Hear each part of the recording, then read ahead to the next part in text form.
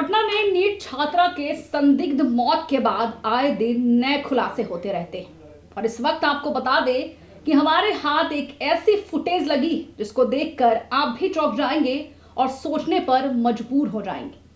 पहले आप ये वीडियो देखिए। इस पूरे वीडियो में आपको एक महिला दिख रही होंगी नीली टोपी में।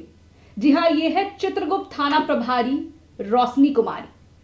ये वही रोशनी कुमारी है जिन पर इन तमाम मामलों में बड़े गंभीर आरोप लगे हैं और इन्हें जांच के दायरे से भी बाहर रखा गया है। इस पूरे मामले के बाद जैसे ही ये मामला तूल पकड़ता है, एसआईटी की टीम गठित की जाती है और एसआई रोशनी को इस पूरे मामले से दूर रखा जाता है। लेकिन इसके बावजूद ये हर उस जगह पर मौजूद नजर आती हैं जहां पर इनको नहीं होना चाहिए। तो आखिर ये क्यों उन तमाम जगहों पर मौजूद है जहां से इनको पहले ही निकाला गया था? इन तमाम मुद्दों पर हम चर्चा करेंगे अपने सहयोगी कोमल के साथ और आपको हम वो लिस्ट भी दिखाएंगे जिसमें चित्रगुप्त थाना प्रभारी रोशनी कुमारी का कहीं पर भी नाम नहीं है। इसके बावजूद आखिर क्यों वो उन तमाम जगहों पर मौजूद है, तो इससे शक और गहराता है और सवाल उठ रहे हैं कि क्या उस नीट छात्रा को इंसाफ मिल पाएगा। नमस्कार, मैं हूं शालिनी सिंह और आप देख रहे हैं दर्शन। जिस तरीके से पटना के हॉस्टल में एक सपने लेकर आई नीट छात्रा के साथ जो जघन्य अपराध हुआ है, उसके बाद कई मोड़ आए। चलिए सबसे पहले इस तमाम मुद्दों पर हम चर्चा करते हैं अपने सहयोगी से। कोमल, आप एक बात बताइए। आप पहले तो आप हमारे दर्शकों को वो रिपोर्ट दिखाइए, वो जिसमें एसआई रोशनी कुमारी का कहीं पर भी नाम नहीं है। इसके बावजूद वो तमाम उन जगहों पर क्यों मौजूद हैं, ये दर्शकों को एक बार बताइए। देखिए शालिनी, सबसे पहली बात ये है कि एसआई रोशनी कुमारी जो हैं उनको इन सभी मामलों से दूर रखा गया था क्योंकि उनकी वजह से ये बेटी जो है, बिहार की बेटी जो है वो चली गई। उनकी वजह से बिहार की बेटी को इंसाफ में इतनी देरी पहुंची है। तो ऐसे में जब एसआईटी का गठन हुआ तो रोशनी कुमारी का नाम नहीं रखा गया क्योंकि सारे आरोप उन पर लग रहे थे। और एसआईटी के गठन में साफ तौर पर अगर बात करें तो केंद्रीय जो महानिरीक्षक हैं केंद्रीय क्षेत्र में पटना, जिसमें पुलिस अधीक्षक हैं, नगर पूर्वी के अधीक्षक हैं और एक महिला पुलिस उपाध्यक्ष हैं। वहीं जो पुरुष में अगर बात करें तो उसमें एक पुरुष उपाध्यक्ष हैं, एक महिला पुलिस निरीक्षक हैं और एक पुरुष पुलिस निरीक्षक रहेंगे। लेकिन कहीं भी जो है नाम रोशनी कुमारी का नहीं सामने आया। जब एसआईटी का गठन हुआ तो रोशनी कुमारी का नाम सामने कहीं नहीं आया क्योंकि अगर बात करें रोशनी कुमारी की तो आरोप सारे उन पर लग रहे थे।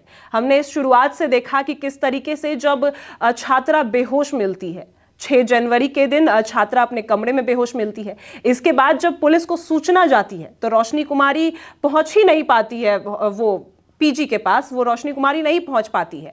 और ऐसे में सारे आरोप उन पर लग रहे थे कि पुलिस वालों की वजह से ही आज इतना जो है बेटी को इंसाफ नहीं मिल पा रहा है, इतनी देरी हो चुकी है।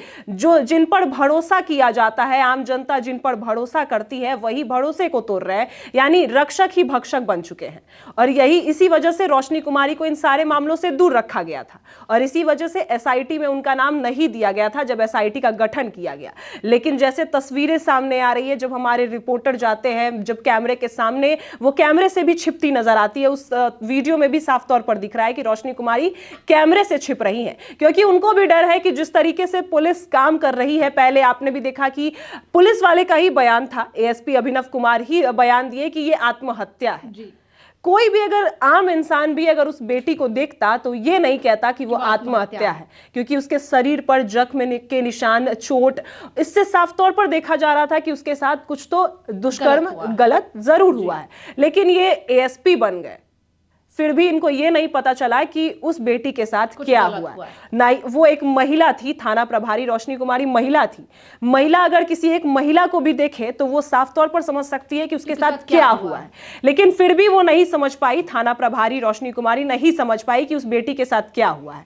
और सबसे पहले उसने ही बयान दिया कि आत्महत्या है, इसने डिप्रेशन था, नींद की गोली ले ली और इस वजह से इसकी मौत हो गई। इसके बाद थाना प्रभारी रोशनी कुमारी की बात ही एएसपी भी माने, फिर एसपी ने भी वही, यानी एक भी पुलिस वाली, हाँ, एक भी पुलिस वाले ने ये नहीं समझा कि उसको क्रॉस वेरीफाई करना चाहिए, एक बार देखना चाहिए। जबकि जो भी संदिग्ध अगर ऐसे मामले सामने आते हैं तो सबसे पहले एफआईआर होता है, लेकिन ऐसा कहीं भी कुछ भी नहीं हुआ। ना पुलिस वाले ने ये सही समझा, ना ही जो हॉस्पिटल वाले हैं, जो भी डॉक्टर है, उन्होंने भी ये सही नहीं समझा कहीं भी। देखिए कोमल, इस पूरे मामले में आपने जो बताया कि महिला एसआई जो है वो कह रही थी कि वो डिप्रेशन में थी और उन्होंने नींद की दवा खाई थी, और ये खुलासा हुआ कि उस लड़की ने, उस बच्ची ने, 17 साल की बच्ची ने 95 नींद की दवाई खाई थी। तो आखिर यहाँ पर एक बड़ा सवाल उठता है कि अगर कोई एक छात्रा जो कि नाबालिग है, आखिर कैसे उसके पास 95 नींद की गोलियां आती है? तो क्या ऐसा हो रहा है कि पटना के जो मेडिकल शॉप है, मेडिकल स्टोर है, वहां पर बिना प्रिस्क्रिप्शन के किसी एक बच्ची को, एक नाबालिग बच्ची को आखिर कैसे एक 95 नींद की दवाइयां दी जाती है? शालिनी, यही तो सवाल है कि आखिर किसी भी छोटी बच्ची को इतनी सारी दवाइयां कैसे दे सकते हैं कोई, बिना किसी प्रिस्क्रिप्शन के?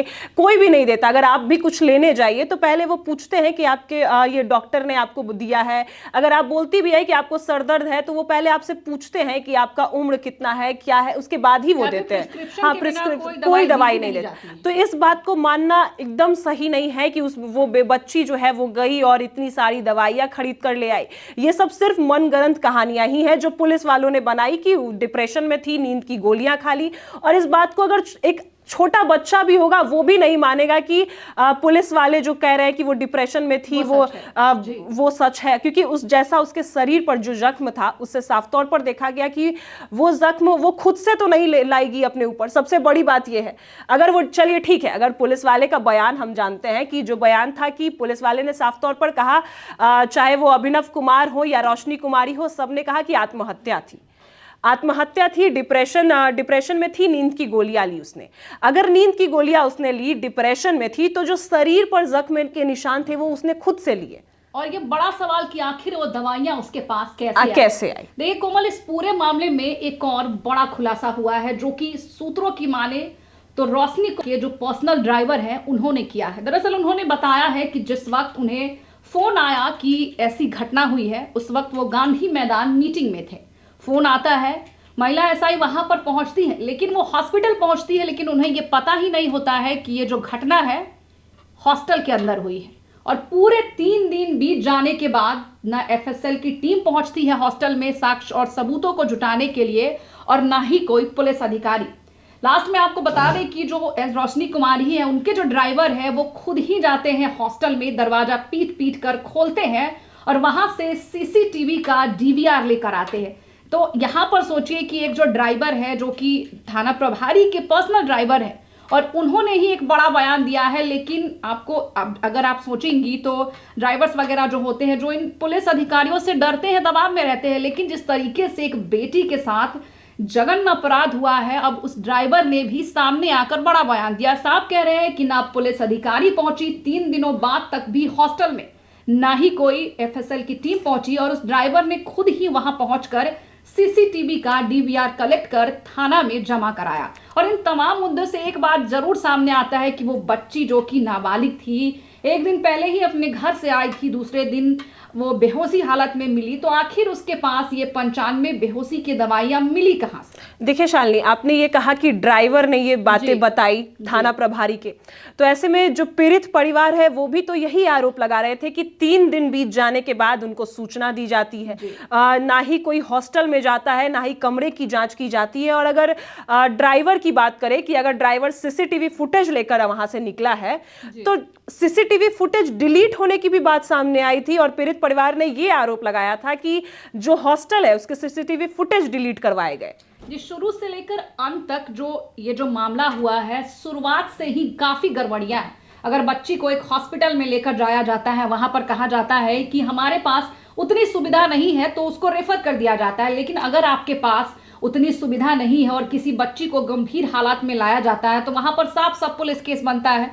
तो फिर अस्पताल वालों ने पुलिस को सूचना क्यों नहीं दी? वहां पर पुलिस देखिए क्यों नहीं शालिनी, पहुंची? सोची समझी साजिश है जी। और ये साफ तौर पर ये पता चलता है कि इसमें पुलिस वाले का ही हाथ है, क्योंकि अगर इतने इन सब बातों को जानने के बाद भी अभी तक कोई बड़ा एक्शन नहीं हुआ है, जबकि उनके पीड़ित परिवार ने कारगिल चौक पर रखकर शव को रखकर हंगामा किया, लेकिन इसके बाद भी पुलिस वाले क्या करते हैं कि पीड़ित परिवार पर ही लाठी चलाते हैं, इसके बाद उन पर ही केस दर्ज करते हैं और उनको ही जेल भेजते हैं, जबकि जो अपराधी हैं, जो दरिंदे हैं, वो खुलेआम घूम रहे हैं। और वैसे में अगर देखा जाए कि सारी गलती अगर मानी जाए तो ये पुलिस वाले की ही है, क्योंकि अगर उनको, चलिए ठीक है, अगर उनको लेट से पता चला, वो फिर भी जाते। थाना प्रभारी अगर रोशनी कुमारी को, जैसे बात सामने आई कि रोशनी कुमारी को सूचना दी गई, वो नहीं गए, तो कोई और जाता, एएसपी अभिनव कुमार जाते, क्रॉस वेरीफाई करते या प्रेस कॉन्फ्रेंस करते, लेकिन बिना किसी जांच पड़ताल किए, बिना क्रॉस वेरीफाई किए वो बयान क्या सामने आता है कि बेटी ने आत्महत्या की है। वही बेटी जो डॉक्टर की पढ़ाई करने आई, वही बेटी जिसके सपने बड़े थे, उसने अचानक आत्महत्या कर लिया, वो भी खुद ही दवाई खरीदकर, खुद ही अपने बॉडी पर जख्म लगाकर। यानी ये जो बातें सामने आई थी, जो बयान सामने आया था, उसमें कोई लॉजिक कहीं नहीं था। एक बार फिर से दर्शकों आप वो वीडियो देखिए कि किस तरीके से एसआई टीम में मौजूद नहीं होने के बावजूद रोशनी कुमारी हर उन जगहों पर मौजूद है। आप देखिए तस्वीर, नीली टोपी पहनी हुई है रोशनी कुमारी और हर उन तमाम जगहों पर मौजूद है जहां पर उन्हें नहीं होना चाहिए। तो यहाँ पर एक बड़ा सवाल उठता है कि आखिर रोशनी कुमारी किन सबूतों को ठिकाने लगाने की कोशिश में जुटी है? आखिर किन बड़े अधिकारियों को, या फिर किन बड़े नेता, या फिर कहे कि बड़े बिजनेसमैन, आखिर किसको यहाँ पर रोशनी कुमारी बचाने की कोशिश कर रही है? देखिए आप साफ साफ देख सकते हैं कि नीली टोपी पहनी हुई वहां पर वो घूम रही है। पहले हॉस्पिटल जाती है, फिर दूसरे हॉस्पिटल पहुंचती है, और जैसे ही हमारे सहयोगी अपना कैमरा ऑन करते हैं, रोशनी कुमारी एक अधिकारी के पीछे छुप जाती है ताकि वो उस कैमरे में नहीं आ सके। लेकिन इस वक्त हम आपको बता दें कि वो हमारे कैमरे में आ चुकी है और इससे एक बड़ा खुलासा होता है कि इस पूरे मामले को लेकर रोशनी कुमारी संदिग्ध हालत में नजर आई है। वो कुछ जरूर ऐसा है जो छुपा रही है, और उसी सबूत को छुपाने के लिए, सबूत को मिटाने के लिए लगातार एसआईटी टीम के पीछे पीछे उनके साथ पहुंच रही है जहां पर उन्हें नहीं पहुंचना चाहिए। शालिनी, ये सिर्फ और सिर्फ रोशनी कुमारी की गलती नहीं है, ये पूरे पुलिस प्रशासन की, पूरे पुलिस पदाधिकारियों की भी गलती है, क्योंकि उनके साथ अभिनव कुमार भी नजर आ रहे हैं।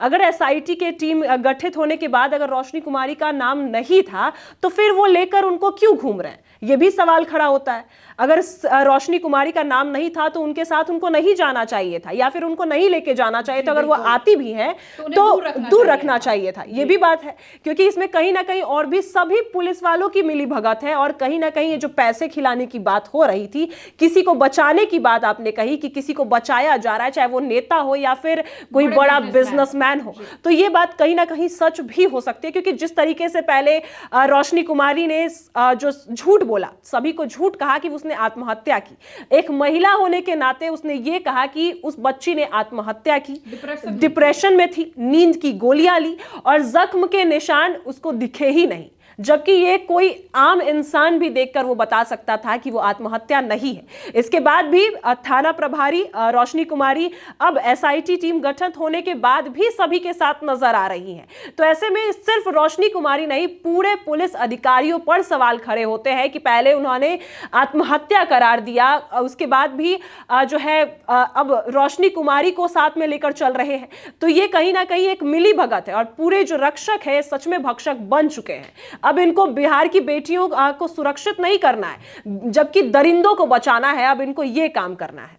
देखिए, कहा जाता है कि एक औरत ही दूसरी औरत की तकलीफों को समझती है, लेकिन जिस तरीके से रोशनी कुमारी के साथ साथ तमाम जो अधिकारियों ने इस पूरे मामले में लीपापोती की है, इस पूरे मामले को दबाने की कोशिश की है, इससे ये साफ कहा जा सकता है कि अब औरत ही दूसरी औरत की दुश्मन बन चुकी।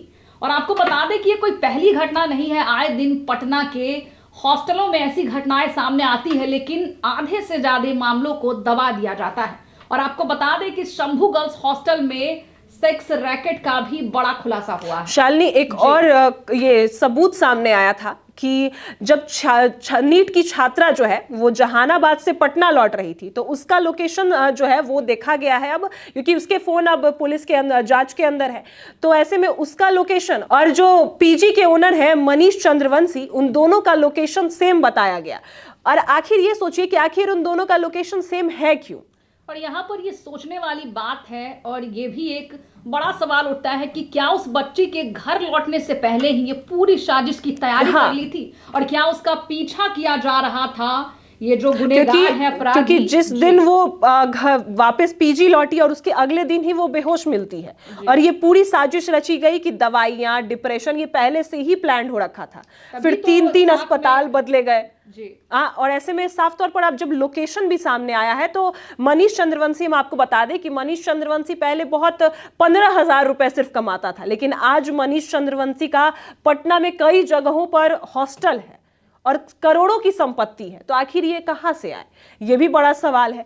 और ऐसे में अगर देखा जाए कि 5 जनवरी को अगर नीट की छात्रा अपने घर से वापस लौट रही थी, तो मनीष चंद्रवंशी का भी लोकेशन सेम कैसे था। इससे तो ये साफ कहा जा सकता है कि अपराधियों ने पूरी प्लानिंग पहले ही कर ली थी, घात लगाए बैठे थे कि जैसे ही वो छोटी बच्ची पीजी में कदम रखेगी उन जघन अपराधों को अंजाम दिया जाए। और पुलिस वाले को भी पहले ही पैसा खिला दिया गया था ताकि वो 3 दिन तक आए ही ना, जांच ही ना करे। यानी थाना प्रभारी रोशनी कुमारी को पहले ही सब कुछ पता था, तभी वो, आप सोचिए, वो पुलिस वाली है लेकिन उनको ये एड्रेस नहीं पता है कि पीजी का एड्रेस कहां है। वो पुलिस वाली बनी कैसे?